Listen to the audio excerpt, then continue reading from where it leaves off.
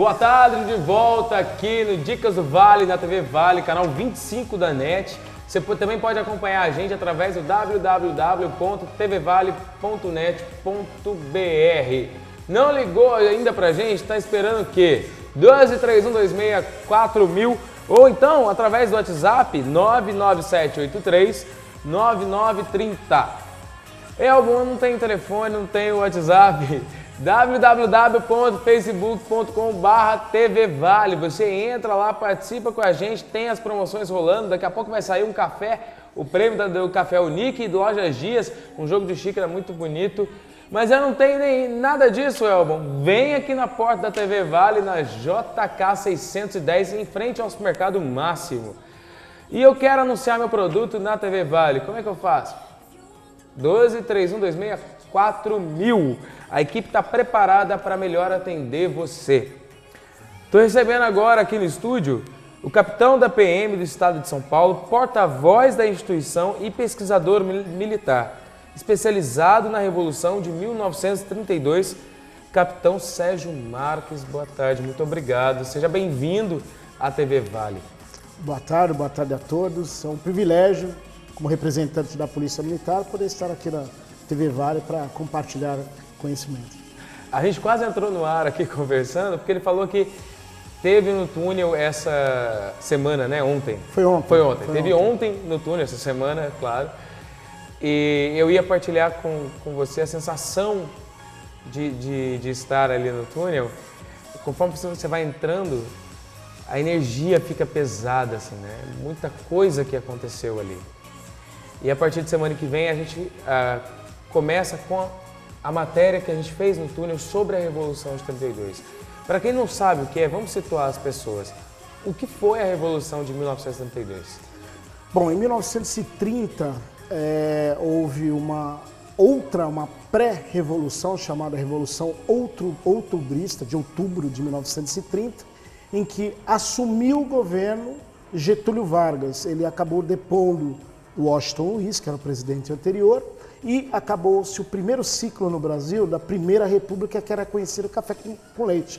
Ou seja, havia ali uma alternância no poder entre paulistas e mineiros, com eleições fraudulentas, voto aberto, o chamado voto de cabresto, enfim. A política era toda voltada para que aquele determinado candidato vencesse. Entrou Getúlio Vargas em 1930, com promessas liberais e moralizantes, só que o que aconteceu?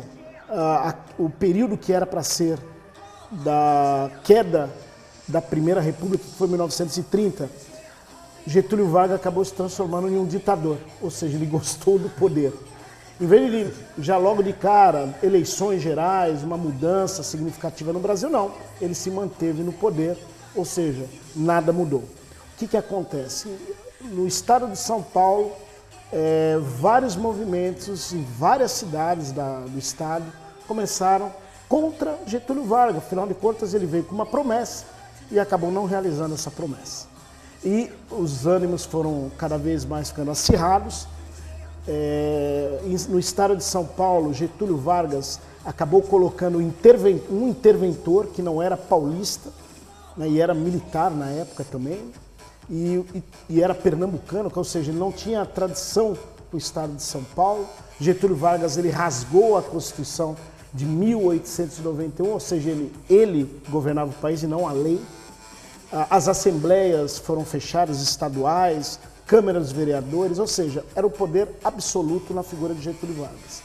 Até que no dia 23 de maio, antes disso, no dia 25 de janeiro, nós tivemos uma gigantesca manifestação contra Getúlio Vargas na Praça da Sé, onde fica a Igreja da Sé daquela região. Podemos fazer até um comparativo com as manifestações agora de 2015, pelo tamanho da situação. Por exemplo, São Paulo, na época, tinha em torno de 500 mil habitantes, 100 mil manifestantes, um quinto da população nas ruas. Até que no dia 23 de maio, que é uma data simbólica também nas cidades, todas as cidades do interior, nós temos a Avenida 23 de Maio, 4 pessoas, chamado MMDC, Martins, Miragaia, Drauzio e Camargo, na Praça da República, no centro de São Paulo, eles e mais estudantes e pessoas comuns do povo tentaram invadir a sede do chamado PPP, Partido Popular Paulista, que era, e tinha o seu braço armado, que era a Legião Revolucionária, que eram o quê? Soldados que apoiavam Getúlio Vargas. Eles tentaram invadir, membros da Legião Revolucionária reagiram energicamente com tiros e mataram essas 4 pessoas. Martins, 31 anos, Miragaia, 21 anos, Drauzio, apenas 14 anos, e o último com 21 anos também. Então, 4 que morreram, um quinto posteriormente morreu, chamado Alvarenga, e 15 foram feridos naquele tiroteio. Isso tudo foi uma situação muito ruim para o governo central de Getúlio Vargas. E o que aconteceu?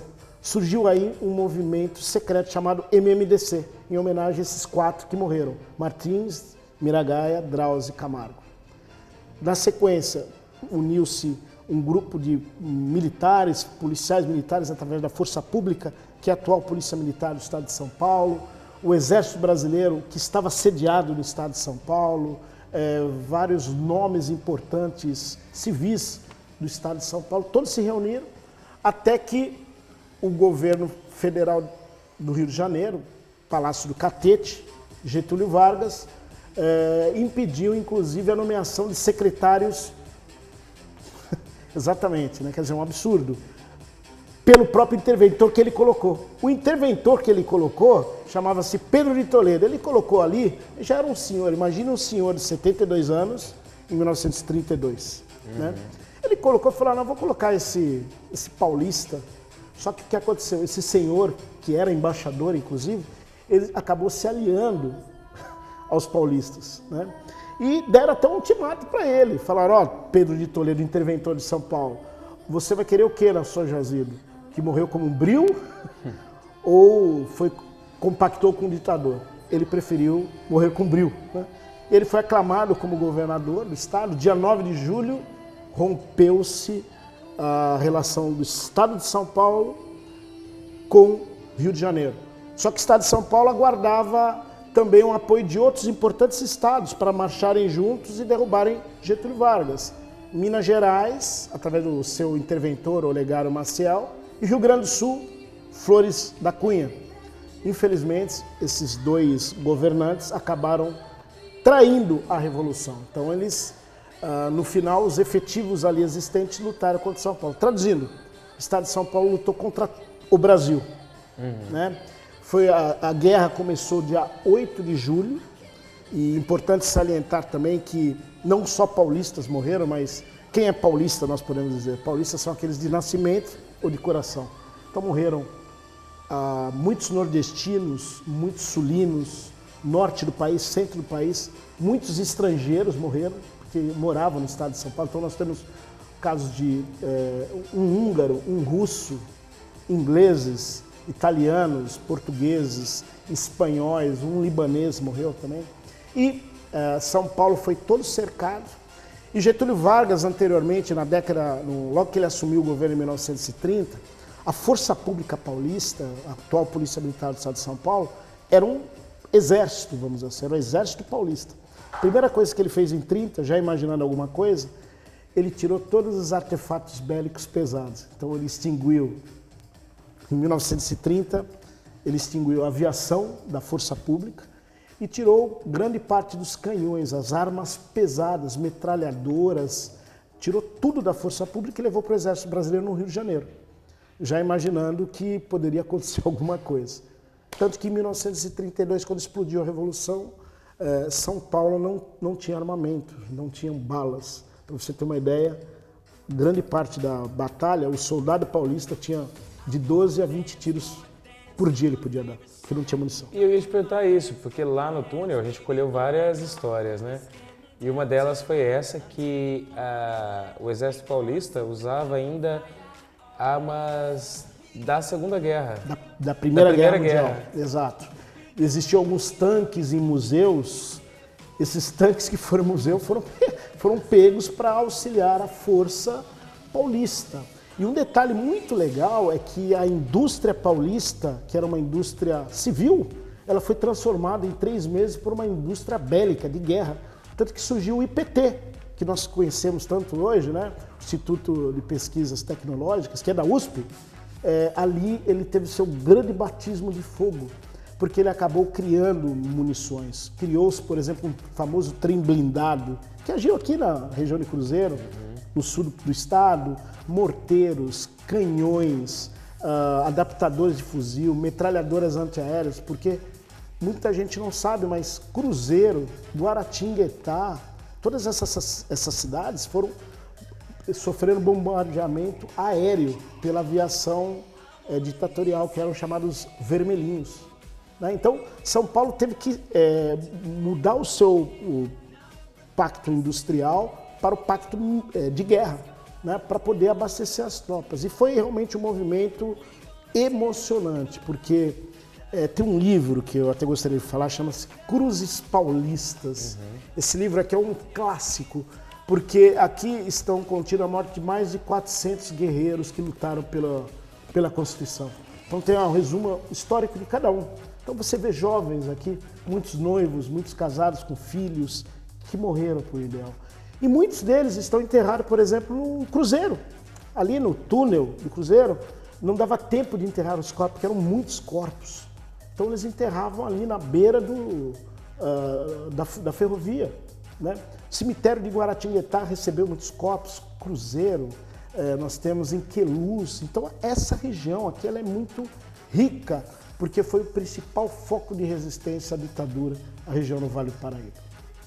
E esse livro tem todas essas histórias? Tem todas as histórias. Evidente que a gente vai pesquisando, buscando mais informações de cada um, né, que participou e deu o seu bem mais precioso, que foi a vida.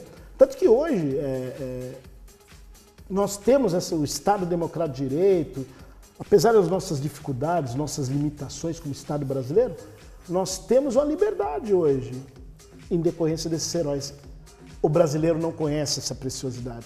O paulista não conhece essa preciosidade. Então, nós temos que resgatar, porque o sangue deles não foi derramado em vão.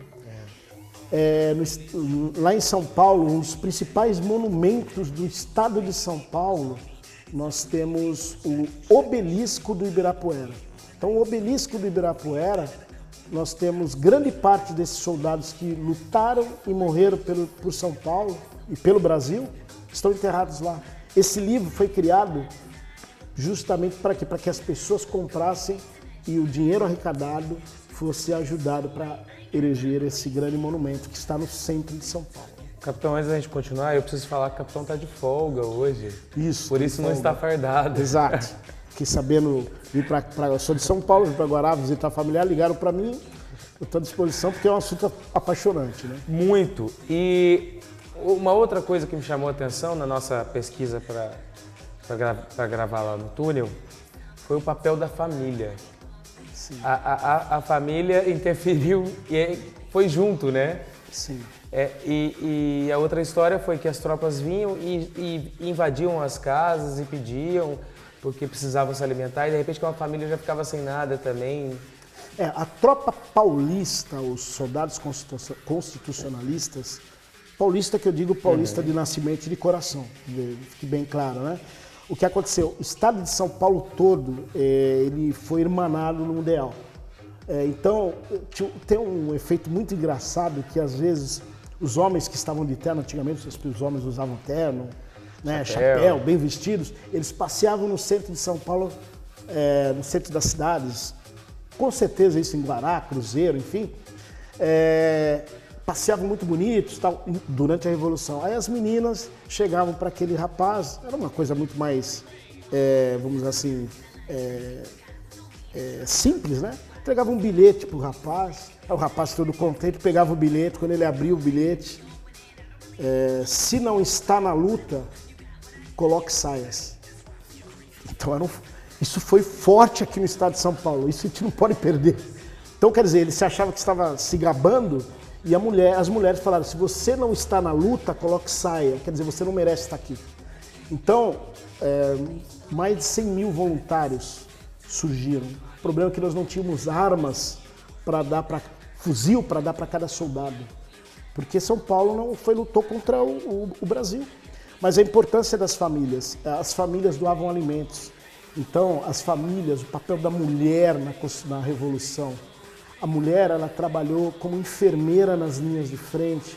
Ela trabalhou fazendo os uniformes dos soldados, botas dos soldados, capacete de guerra dos soldados, kit alimentos. Então, kit alimentos, o que acontecia? Elas colocavam lanche, colocavam um terço e entregavam esse alimento quente para as tropas que estavam nas linhas. E também os alimentos chegavam frios, né? Exatamente. Ou podres já. Não, no estado de São Paulo, a distribuição era muito perfeita.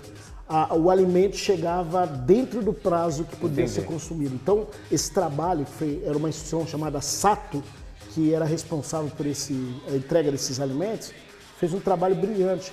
Até para você ter uma ideia, um outro serviço muito importante foi o Correio da Revolução. Porque o soldado na linha de frente, ele podia ficar debaixo de chuva, de madrugada com frio intenso que nós temos nessas montanhas aqui. Sim. Mas uma coisa que o destruía é ficar sem comunicação. Então as famílias mandavam muitas cartas para os soldados que estavam na linha de frente. E aqueles que não tinham família, existiam as moças, olha que interessante, que mandavam cartas para aquele que não tinha família. Olha, então foi algo, uma cidadania plena que nós temos nos últimos anos, nós perdemos isso. Nós temos que revigorar essa questão de cidadania, de um se preocupar com o outro no sentido político da questão, né? Então, 32 foi isso. Você falou das moças, teve uma em especial que eu escutei a história, que ela se vestiu mesmo de homem, cortou o cabelo e foi. Foram duas. Nós tivemos duas Marias, inclusive. Uma delas ficou conhecida como Maria Soldado. Uma negra, Maria Soldado, e uma outra, uma mulher branca, também Maria, que lutaram em frentes diversas. Inclusive, essa Maria, a primeira, ela prendeu um tenente da Força Pública Mineira. E quando ela tirou o capacete, o tenente imagina o machismo em 1932. O tenente da Força Pública, que foi preso, mineira, ele não acreditava, não, como que eu fui preso por uma mulher? Né? E a Maria Soldado, essa negra, ela, inclusive, ela foi ferida em combate. Né? Fazia parte do chamado Legião Negra, porque aqui no estado muitos batalhões se dividiram. Então, batalhões de esportistas, batalhões de juristas, batalhões de negros. Tem um batalhão, por exemplo, descendentes de alemães e austríacos, e chamavam um batalhão eram os índios loiros, né? Porque era um grupo que se especializava. E ela fazia parte da Legião Negra. Então elas pegaram armas também. Então a mulher paulista teve um valor, mais uma vez, paulista de nascimento e de coração. Teve um valor assim gigante, né? O gigantismo da mulher paulista. Das mães incentivando os filhos à batalha. Então foi algo que nós precisamos rever, essa situação. Ô Sérgio, tem uma história... Não, estou chamando de... Fica à vontade. Tem uma história que Getúlio, sabendo que havia a colônia italiana em São Paulo, algo muito forte, espalhou para o resto do país, porque as rádios não eram rede. Né? Então, não existia Zap antigamente. Exato, não tinha WhatsApp. Então ele plantava pessoas com sotaque paulista nas rádios, dizendo que São Paulo estava aliado com Mussolini. Sim, os comunistas. E outra coisa, ele falava, foi uma guerra que o Getúlio Vargas, independente de ser ditatorial, ele era muito inteligente. Sim. Ele usou algo que muito tempo depois Hitler usou, na Segunda Guerra Mundial, propaganda. Ele propagou, principalmente no Nordeste do Brasil, porque o nordestino ele tem essa tradição cristã muito forte, enraizada, né? Que os paulistas italianos estavam querendo se separar do Brasil, ora eram mussolianos, que eram fascistas, ora eram comunistas. Então, o soldado que vinha, nós lutamos com o Brasil inteiro, o soldado que vinha de lá, ele não sabia da Revolução, ele sabia que tinha os paulistas que queriam se separar do Brasil, os italianos, comunistas. Só que aqui São Paulo é reflexo do mundo, nós temos aqui negros, brancos, nós temos amarelos, nós temos indígenas, nós somos uma... Por isso que nós demos certo, porque nós somos essa mistura bonita. Exato. Né? Então, o nordestino ele vinha para cá, por quê? Propaganda extremamente bem utilizada, por isso que a propaganda é muito perigosa, porque ela pode manipular as situações. Né? É verdade. Não só naquela época. Eu tive alguém que falou de Walt Disney e ele chegava também a usar mensagem subliminar, né? Sim. Altas técnicas já naquela época. Já naquela época. Quer dizer, hoje apenas elas são aperfeiçoadas. Exato. Não é verdade? Então... Eu vou fazer essa pergunta porque foi algo muito batido, mas um traidor ficou aí nessa história, né? Na história ficou que houve um traidor, mas não é isso. Não, é o comandante-geral da Força Pública, Coronel Herculano, né? O Coronel Herculano, inclusive na Revolução de 32, os sábados na Revolução de 32 foram sábados muito tristes. Quando chegava o sábado, o paulista ficava preocupado, porque as grandes tragédias aconteceram nos sábados, né? Então, por exemplo, dia 23 de julho, logo depois, né, 9 de julho, dia 23 de julho, o comandante-geral da Força Pública, Coronel Marcondes, pouca gente sabe também, eles estavam fazendo o teste de uma bombarda, que era o quê? Um pequeno canhão, que foi construído, foi imaginado pelo major, o capitão Marcelino, que também era da Força Pública, né?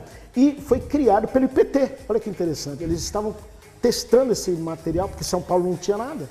Eles estavam testando, onde que eles estavam testando? Onde é o saguão do aeroporto de Congonhas.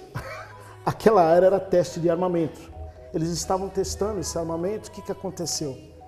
Testaram várias vezes, na última vez, no último teste, aquela bombarda, a bomba explodiu dentro daquela bombarda que os estilhaços, o primeiro estilhaço pegou o comandante-geral e ele morreu ali mesmo.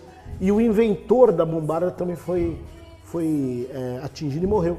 Então, eles tiveram tanto o Coronel Marcondes, que depois foi promovido ao posto de general, é um dos 3 generais da Força Pública, Polícia Militar, e o capitão Marcelino, hoje Major Marcelino, inclusive os dois estão eternizados no mausoléu do 32 lá no Ibirapuera, estão lá.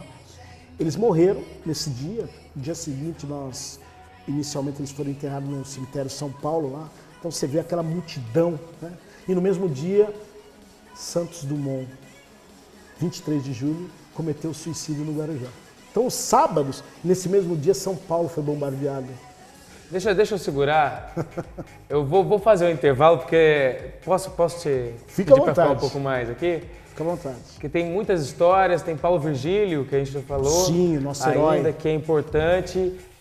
Já participou da promoção do Café Doce Maria? Então entra lá no Facebook, www.facebook.com/tvvale, ou liga pra gente no 31264000 ou mande um WhatsApp no 997839930. Deixa lá seu registro e daqui a pouco a gente volta com um pouco mais dicas do Vale e Revolução de 1932. Voltamos aqui com Dicas do Vale, ainda dá tempo de você participar da promoção do Café Doce Maria, que vai sortear aí um brinde bem legal. Entra em contato com a gente no 12-31264000 ou através do WhatsApp 12997839930 ou ainda pelo Facebook, www.facebook.com/tvvale. Entra lá, curte a página, compartilha e participa da promoção Café Doce Maria. E hoje também vai o brinde que eu chamei a atenção do Alexandre, que veio aqui ontem. Eu falei, Alexandre, eu quero um brinde para sortear no Dicas do Vale, lá da loja Dias. E ele mandou um jogo de canecas bem legal. Daqui a pouco eu mostro mais uma vez. Vou continuar aqui com o Capitão Sérgio Marques, porque essa história é muito rica, né? Muita informação e há também muita desinformação. Total. Porque a gente ainda tem resquícios dessa época e a história, por muitas vezes, foi manipulada. Sim. O estado de São Paulo também pode ter passado por traidor. E também a nossa região aqui, a gente estava brincando, né, que gera um ciúmes uma cidade com a outra. A gente não sabe, não tem parâmetro o que aconteceu em cada cidade, como foi. Porque geralmente localizam um evento num só canto. Mas quase todas as cidades aqui da nossa região e eu queria que você falasse sobre isso. Tem uns ciúmes, né? Conhecida Cruzeiro como capital da Revolução. Sim. Mas a primeira morte se deu em São José do Barreiro, foi dia 15 de julho. Dia 15 de julho, o primeiro soldado constitucionalista morreu. A guerra, entre aspas, a guerra foi declarada dia 9, quer dizer, não deu nem tempo. Dia 15 de julho já nós tivemos a primeira baixa do soldado constitucionalista. Lavrinhas, que era chamava-se Pinheiros antes, né? Hoje Lavrinhas, temos as pontes que foram destruídas na localidade, Cruzeiro com o seu túnel, seu cemitério ali em volta do túnel, Guaratinguetá foi bombardeada, Piquete foi bombardeada, porque nós tínhamos a fábrica de pólvora, né? A fábrica de armamentos. Então, Areias, batalhas lá em Areias também. Então, todas essas cidades do Vale, aqui na fronteira com São Paulo, perdão, Rio de Janeiro e Minas Gerais, foi intenso combate. Agora, vocês que moram aqui na região do Vale, vocês precisam conhecer essa situação. Porque você estava me falando da senhora, sua avó, né? E ela contando, porque ela tem 90 anos, a Revolução faz 83, né? Fez 83 anos, então ela tinha 7 anos, então ela tem lembrança. Sim. Então provavelmente vocês têm amigos, né, familiares, primos que lutaram lá atrás nessa Revolução. Sim. Então nós temos que reviver, porque esse sangue derramado, hoje nós só vivemos e respiramos democracia, apesar de todas as dificuldades que o Brasil tem passado, né, nesse aspecto democrático, porque eles lutaram, eles escolheram as armas para proteger um ideal. Eles não foram lutar para uma pessoa, eles foram lutar para que houvesse uma lei maior, uma Constituição Federal. E eu até faço a comparação, a Constituição Federal de 1988, a que nós vivemos hoje, que é conhecida como Constituição Cidadã, ela só existe também devido a 32, né? Porque os direitos e garantias que nós temos, individuais que nós temos hoje lá estabelecido, instituindo um Estado Democrático de Direito, na época nós não tínhamos isso. Quer dizer, o Estado de São Paulo, a Revolução Constitucionalista, foi derrotada nas armas.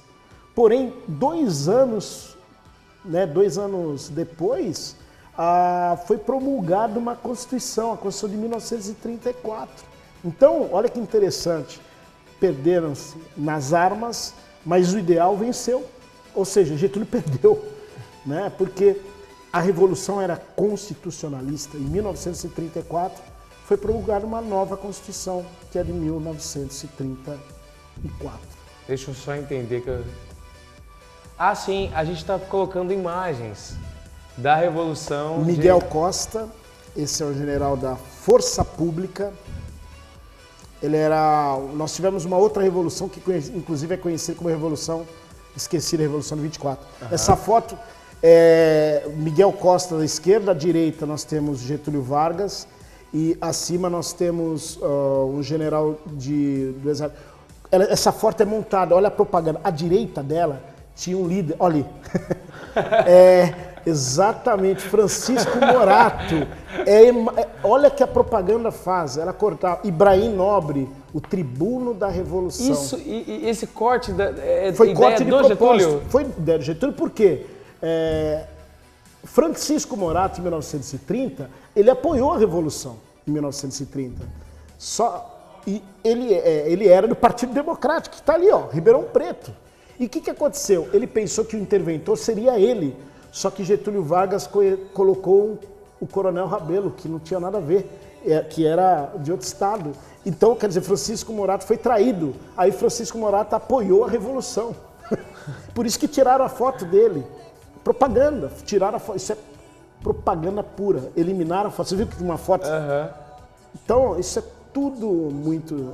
o Washington Luiz, aquela foto anterior, a imagem anterior de Washington Luiz que foi deposto.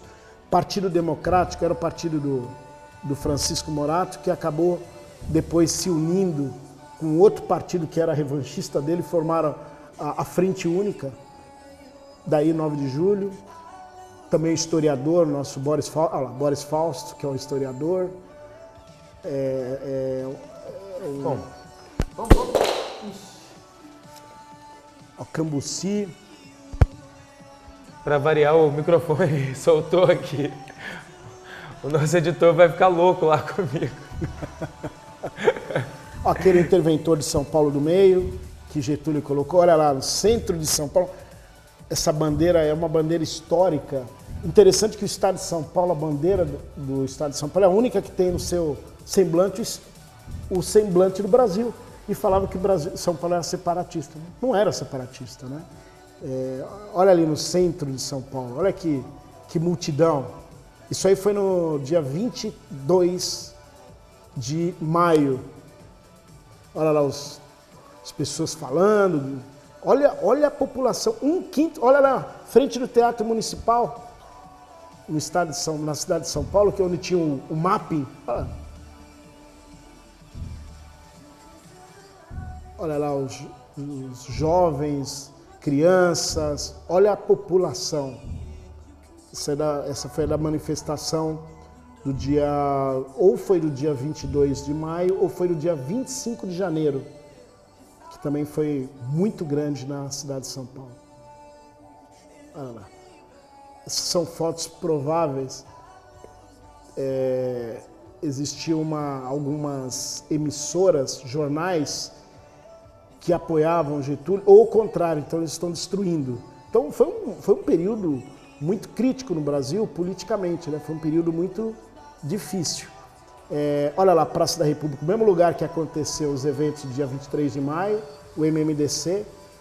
Nós temos estudantes da Faculdade de São Francisco, Faculdade de Direito, que acabaram tomando Correios, acabaram tomando vários pontos da cidade de São Paulo, quando eclodiu o 9 de julho. E a força pública inteira, a Polícia Militar, em frente na Faculdade de São Francisco, a força pública inteira, a atual Polícia Militar do Estado de São Paulo, lutou. O generalíssimo comandante do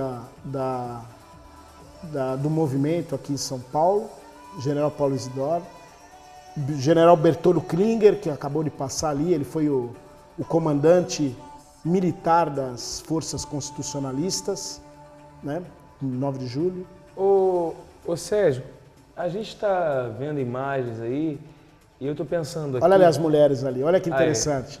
A participação das mulheres, das crianças fazendo capacetes para os guerreiros de 32, as mulheres costurando, as ambulâncias que iam para a frente de batalha. Olha, imagine você viver 3 meses num buraco desse. Frio, sono, artilharia contrária. É um período difícil. Ô Sérgio, olhando ali, eu quero puxar um gancho contigo, que é o seguinte. Esses 4 jovens que mudaram a história, 4 ou 5, né? Que o Alvarenga vai entrar aí também, o MMDC-A. As crianças, a participação, que legal. Elas não iam para frente de batalha, mas elas apoiavam. E muitas morreram também. Olha lá. Bom, mas aí esses jovens, tudo que se desencadeou a partir do grito deles, né? Claro que o processo já acontecia, mas os caras deram o grito para lutar em favor do seu estado e do seu país. Mas era porque eles tinham educação, eram politizados. Hoje isso falta no nosso povo. O povo está mais pacífico, não reage, né? Nós só conseguiremos mudar o Brasil com uma grande potência, um grande país, que ele já é naturalmente, ele é gigante por natureza, né? Exato. Mas com educação. Então nós precisamos, os governos, todos os níveis, federal, estadual, municipal, investir muito em educação. Exemplo, a Coreia do Sul, na década de 60, não era nada. Hoje ela é uma potência. Índice de analfabetismo, 0. Né? Eles dão mais valia para aquilo que eles produzem. E não apenas nós produzirmos exportadores de bens como ferro, alimentos, nós temos que exportar tecnologia, mas para exportar tecnologia nós temos que ter uma base muito forte. E não é à toa que uma dessas bases é o IPT. A USP ela surgiu em 1934.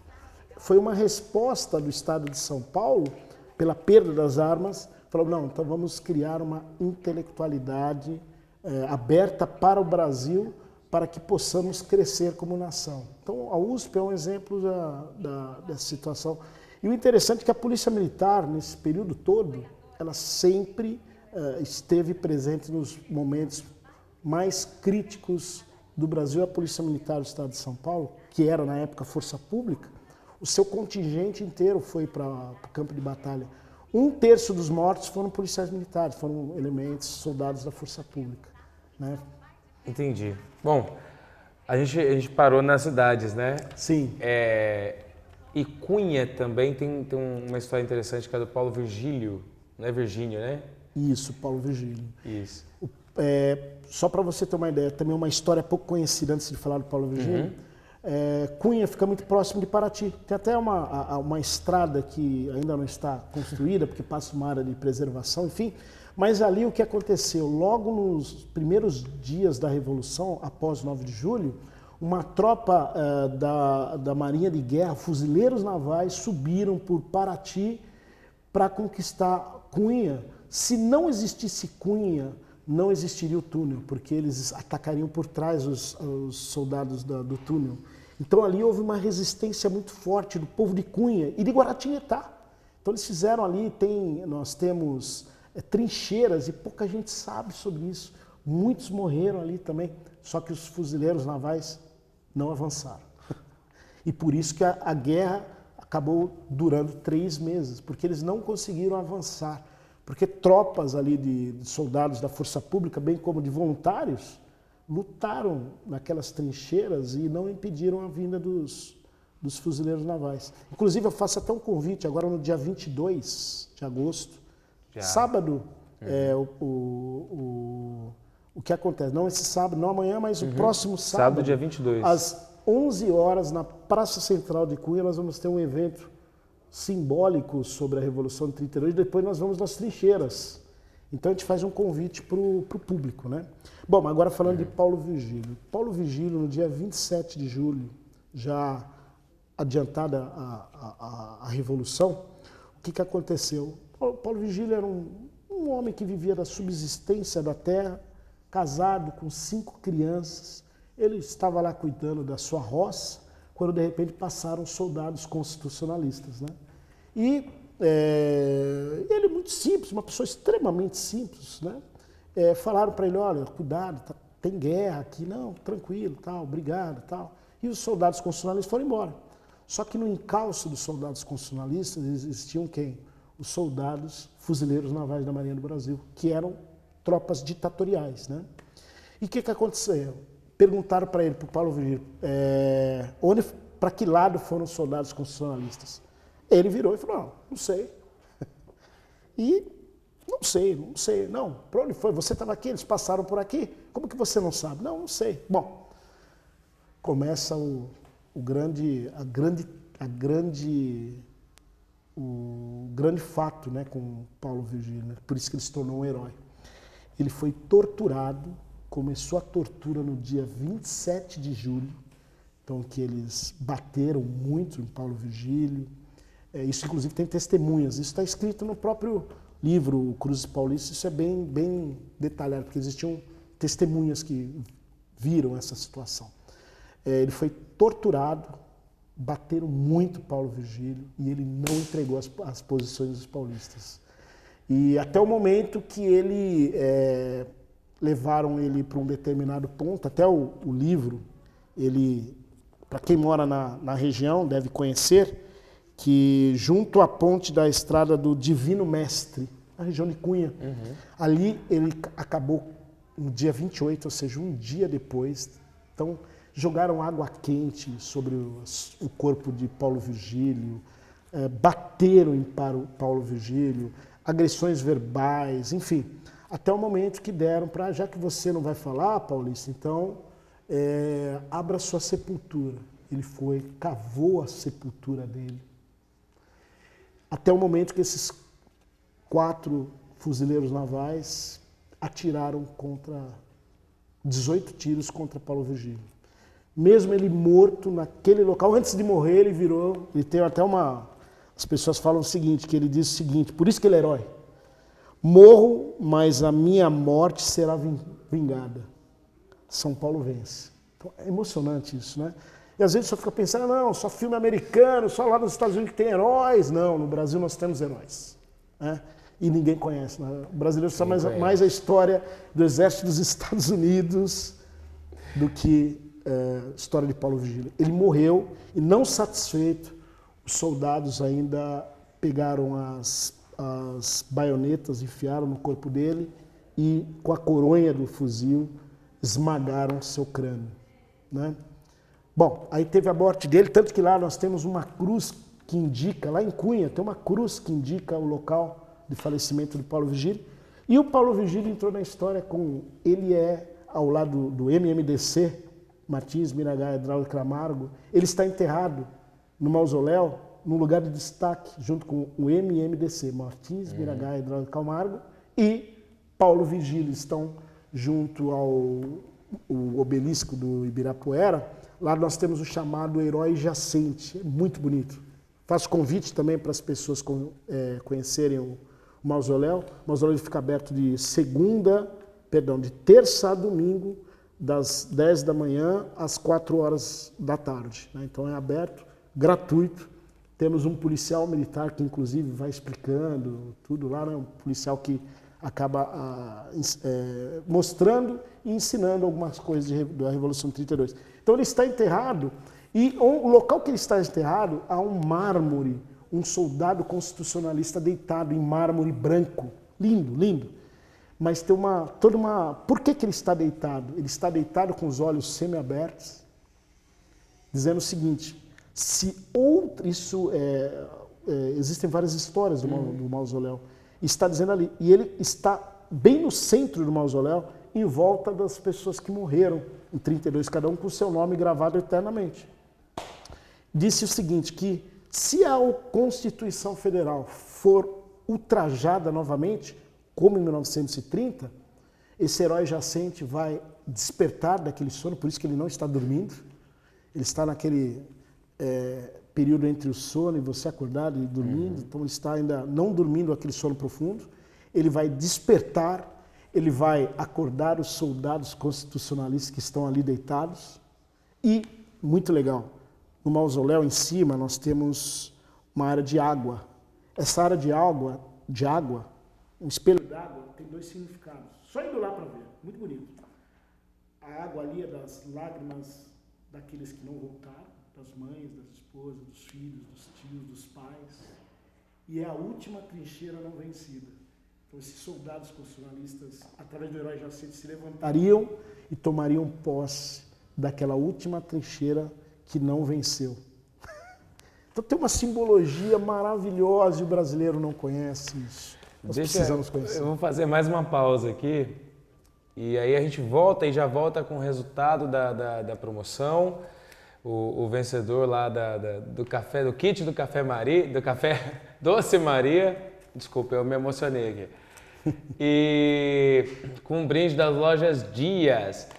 Não dá mais tempo de participar da promoção, mas você pode ligar para a gente no 1231264000 ou entrar em contato pelo Facebook, facebook.com/tvvale, ou mandar um WhatsApp no 997839930. E eu quero deixar aqui, né, Raquel, a gente foi lá, eu falei, e aí, Jonathan, eu tô esperando o Jonathan lá na pizzaria de Luca, nada até agora. Enfim, gente, vocês têm que ir lá, a pizza é demais. Aqui em Guará eu não comi uma pizza tão boa ainda. Só a de Luca tem. Vai lá que, enfim, confia no Dicas do Vale. Sérgio, eu vou pedir para você terminar o programa comigo.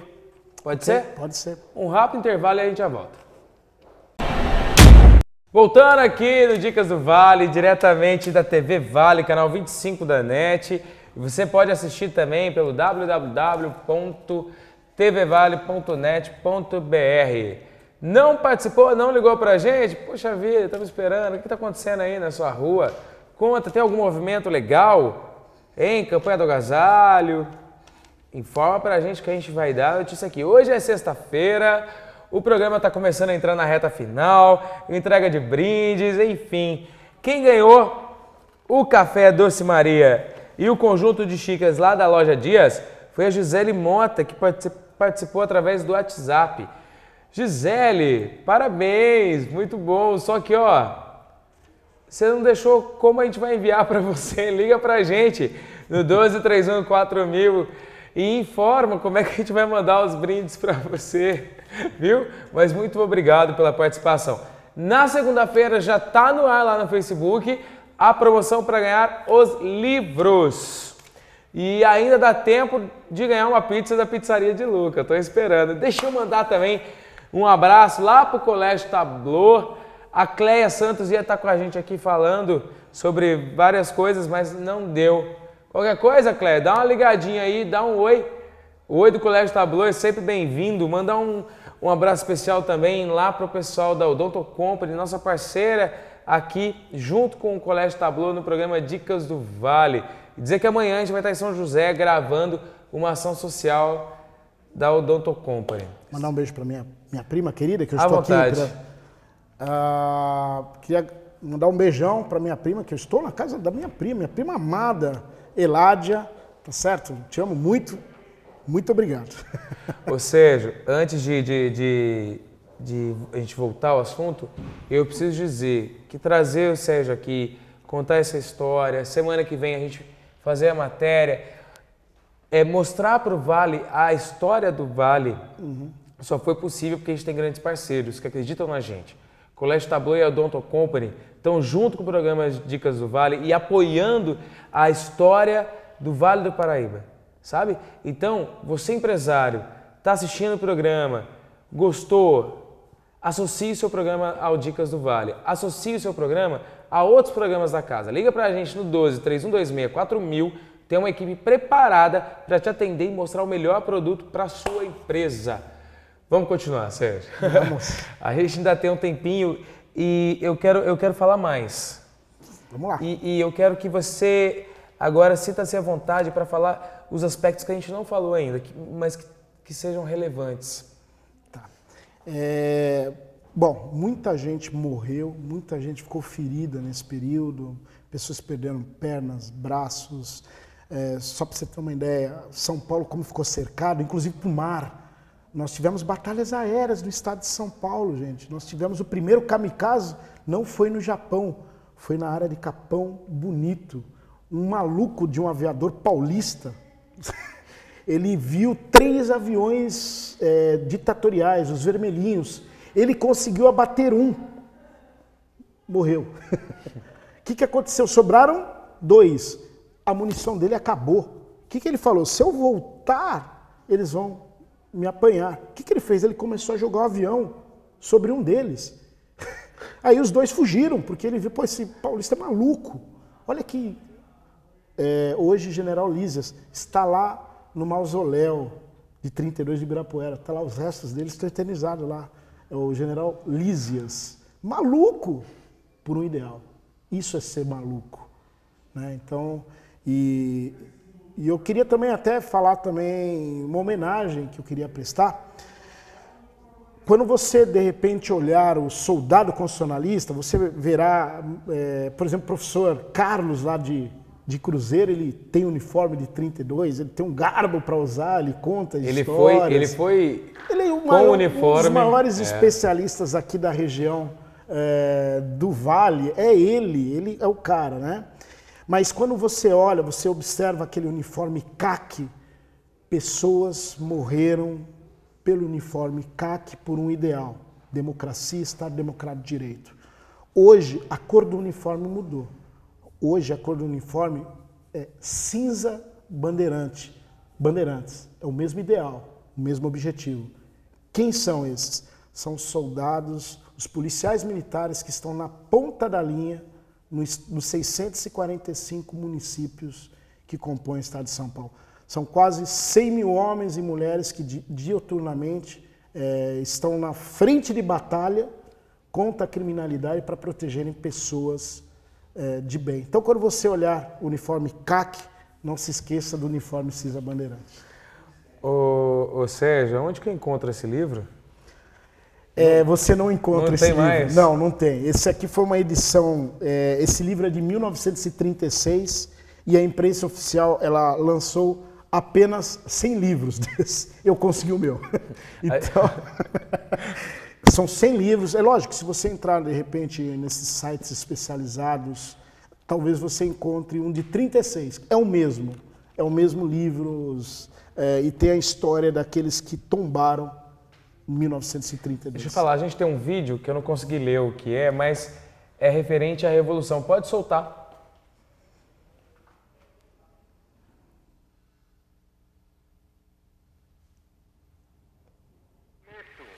Manter e cumprir com lealdade a Constituição Getúlio é Federal. com G. Promover o bem geral do Brasil. Observar as suas leis. Sustentar-lhe a união, a integridade e a independência.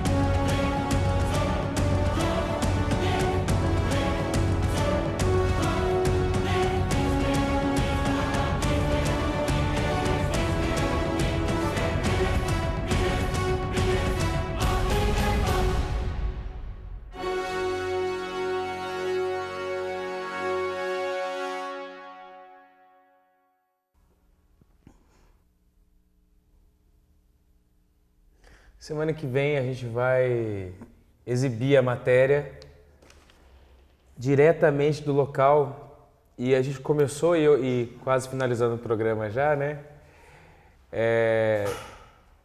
Eu quero falar da forte emoção do túnel. Sim. Entrar no túnel leva a gente a reviver mesmo. A impressão que eu tinha, isso não aconteceu, claro, mas a impressão que eu tinha é que vozes ecoavam ali. O rio que corre paralelo, aquilo ali foi um rio de sangue. Rio de sangue. De tantas pessoas que morriam ali. Exato. É claro que as outras cidades tiveram importância e são grande importância. Cruzeiro é o principal eixo, Rio, São Paulo, Minas, e por isso aquele túnel tenha concentrado tanta atenção de todo o Brasil, né? Sei. Inclusive nas bocas dos túneis, tanto do lado de Cruzeiro quanto de Passa Quatro, Minas Gerais, ali é um cemitério. Sim. Porque eram tantos os mortos que, dos dois lados, inclusive do lado ditatorial, só para vocês terem uma ideia, morreram 93 soldados da Força Pública só ali, fora do Exército Brasileiro que também lutaram contra São Paulo, o Exército sediado fora de São Paulo. E paulistas também morreram muito, Força Pública. E o detalhe, a Força Pública era o 2º BCP, 2º Batalhão de Caçadores Paulistas. Hoje chama-se esse batalhão 2º BPMM, 2º Batalhão de Polícia Militar Metropolitano. Faz o policiamento na zona leste da capital, na bairro da Penha. É o mesmo batalhão. Entende? Então é história viva. Então aqueles que lutaram estão hoje lutando numa fronteira diferente, contra a criminalidade, né? O batalhão mesmo. E é muito forte, quando você entra, pela primeira vez eu fui ontem, eu estudo, mas eu nunca tinha, eu fiquei a tarde toda lá, né? Fiquei maravilhado. Foi com o Carlos também? Fui com o professor Carlos, que também é outro entusiasta, né? Fomos também com a Luciana, que ela está formando um núcleo chamado MMDC, que vai ser o Capitão Neco, lá em Cruzeiro também. O Capitão Neco também foi soldado do Exército Brasileiro, que lutou pelas tropas constitucionalistas e morreu pelas tropas constitucionalistas, né? Ela está criando um núcleo de preservação histórica lá em Cruzeiro, né?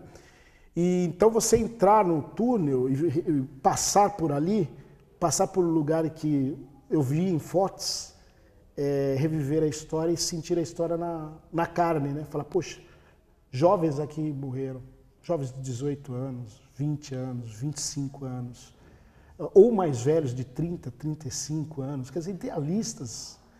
Se a expectativa do brasileiro era de 50 anos, imagine um jovem de 18 morrendo. Ô Sérgio, é verdade que caminhões passavam pegando as famílias entravam e a ordem do Getúlio era simplesmente metralhar esses caminhões? Nós tivemos alguns casos por exemplo, de hospitais, que na época chamavam hospitais de sangue. Por exemplo, Guaratinguetá, nós tivemos 2 hospitais. Cruzeiro tinha hospitais de sangue. Um deles foi bombardeado pelas tropas ditatoriais, pela aviação ditatorial, que são os vermelhinhos, conhecidos vermelhinhos. Não se sabe se de propósito ou não. Mas foi muito forte. As famílias paulistas de fronteira, o que acontecia? Muitas famílias que estavam em Areias, Cruzeiro, ou mesmo no sul do estado, Buri, Capão Bonito, Eleutério, que é fronteira com Minas Gerais. O que acontece? Muitas famílias fugiram daquelas localidades, porque poderiam sofrer os desgastes da guerra. Ou seja, mulheres, imagine mulheres na mão de tropas inimigas. Então, tinha até aquele problema de estupro, coisa do gênero, que a gente... Então, as famílias fugiam para áreas em que eram mais tranquilas.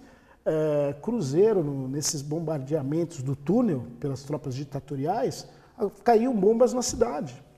Então, bombas na cidade também mataram civis que não tinham nada a ver com a história, entre aspas, né? Eram não combatentes, então acabaram morrendo também. Então, é a dor da guerra, né? Então, nós temos que preservar a história para que jamais ocorra, mas que nunca nos esqueçamos. É verdade. Pedi para o Bruno preparar um clipe para a gente encerrar o programa. Tem uma coisa importante que o Carlos falou e que eu não sabia. Muita gente vai visitar o túnel, né? E isso serve também para outros lugares que houve guerra e coisa e tal. Existem armas ali. Sim.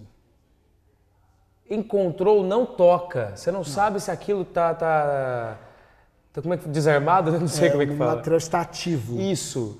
Granadas, por exemplo. Exatamente. Então, não mexa porque essa granada, ela é de 32, mas é um material extremamente volátil. Ela está lá parada, ninguém sabe. Eu não quero descobrir se está funcionando aquela granada. Né? Então, se descobrir alguma coisa... Às vezes as pessoas fazem caminhadas aqui pela região do Vale, tem muitas trincheiras. Então, de repente, você entra numa trincheira e encontra alguma coisa, opa, não mexa ali. Exato. Não mexa. Se possível, isole aquele local, coloque algum material do lado para isolar, algum peso, para que nenhuma outra pessoa possa mexer. E se for possível, avise a Polícia Militar através do 90, só que tem que falar a localidade, né? Para que, de repente, o GAT, que é da Polícia Militar, possa ir nessa localidade e desarmar essa bomba. Como que se desarma essa bomba? Explodindo. Não dá para saber se ela está ativa ou não. Você tem que explodir, né? Agora, não mexa. Não. Principalmente, mais perigosas de todas, granadas. Foram feitas... Tem um período em São Paulo que mais de 100 mil granadas eram feitas por dia. Quando a indústria pegou no breu, mais de 100 mil granadas eram feitas por dia. Então tem muita granada que foi jogada e talvez não explodiu. Exato. Então não mexa.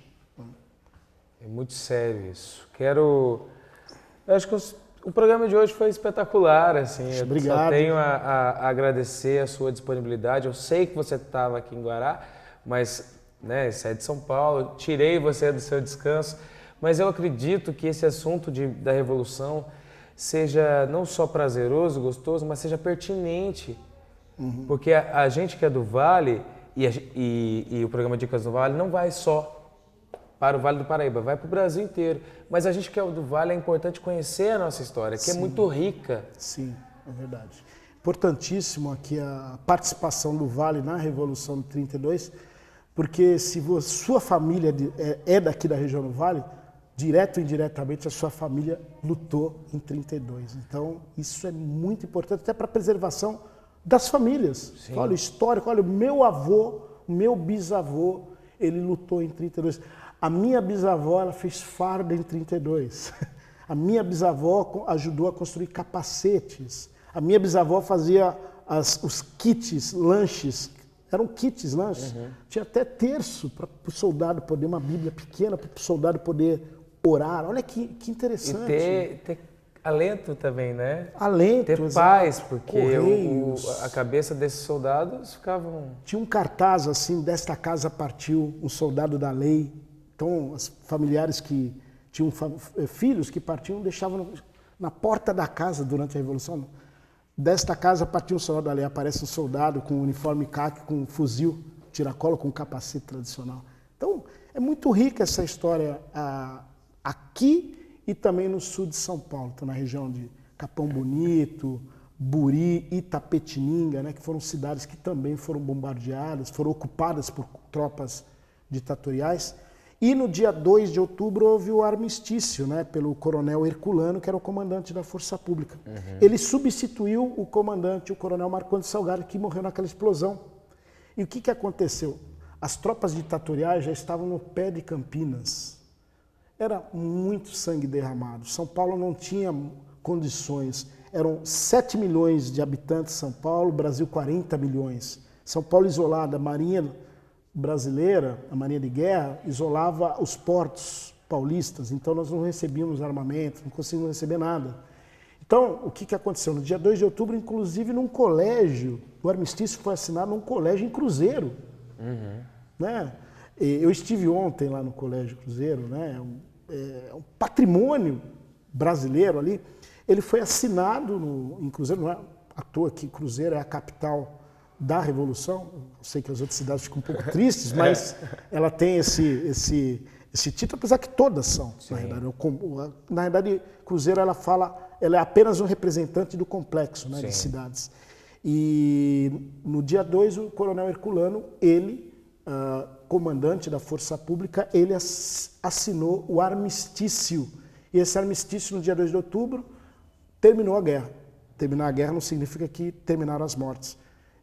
Na minha pesquisa, eu levantei que vários soldados morreram depois do dia 2 de outubro, mesmo com armistício. Né? Então, ele ficou com uma pecha de traidor nesse período, como comandante da Força Pública, só que ele poupou vidas. São Paulo já estava derrotado militarmente, já estava em Campinas.